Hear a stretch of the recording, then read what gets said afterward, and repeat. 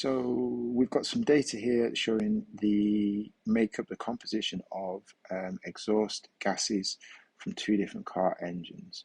And we've got a petrol engine versus a diesel engine, and then we've got a list of different pollutants that are being released. So give two ways in which the data shows that the diesel engine is more damaging to the environment. So if we have a look at what we've got here, I'm going down the list. I'm looking for a difference that would be an environmental concern. Okay, the first one that I can see here is that diesel engines produce more nitrogen dioxide. So here, let's have that one as one. So more nitrogen oxides are produced. And the other one, which is on there as well, is this. So we've got more particulates. So both of those would show more damage to the environment. Explain using the information from figure 4, one which the diesel engine is less damaging. So if we look here, diesel engines produce 180 grams compared to 210 grams of carbon dioxide. So I'm going to use that. I'm going to say that less CO2, carbon dioxide, is released. And our concern about carbon dioxide, this is a greenhouse gas which causes global warming. So we would get less of that produced, which would be better for the environment. Okay, which statement about members of the homologous series is correct? So homologous series, they don't show a trend in the chemical properties, they actually show a trend in the physical properties. So that one is very carefully worded to try and trick you.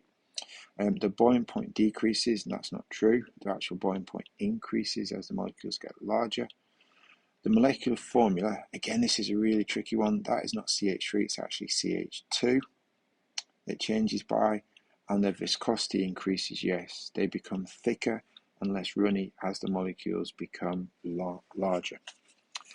Which of the following about the homologous series is true in this situation? So we've got the same homologous series as octane. So octane is an alkane, and the general formula for alkanes is CnH2n plus 2. So I'm looking for something that matches this arrangement. So if we pick this first one, C4, and if we double 4 to become 8, add 2, that should be 10 H's. That's not true, so it's not that one. C4, we know that's got to be 10, and that's not right. This one, yeah, we know it's got to be C4H10, so it's going to be C, and we just double prove it. 4 becomes 8, add 2 is 10, so it's not that one either. So the only option there is C. Write a balanced equation for the complete combustion of octane. So octane is C8, H18, we're told that in the question, and in complete combustion we burn it with oxygen in a plentiful supply of oxygen, and it's going to form carbon dioxide and water. They're the two products of complete combustion. Now what we need to do is to get this to balance. This is going to be quite a bit of manipulation. So on this side I've got 8 carbons, 18 hydrogens and 2 oxygens. On this side, let's put them in the same order. So I've got 1 carbon, 2 of those, and I've got 3 lots of oxygen. So the first obvious thing to try is if I put a 9 in front of here, that's going to give me 18 hydrogens, which is fine. That's what we need to have. But it gives me 9 oxygens as well, and then those 2 is 11. Now this is an odd number. I'm never going to get this to kind of equal this odd number, so I know I'm going to have to do something a bit more extreme than this. What I'm going to do is let's double this, so that gives me 16 of those, 36, and still got 2 hydrogens. So let's try and make this side the same. So if I put a 16 in front of that, that's 16 carbons. If I get rid of that 9 for a moment, and if I put in front of that 18, that's going to give me 36 of those, okay? And that's going to leave me with, I think, 50 lots of oxygen.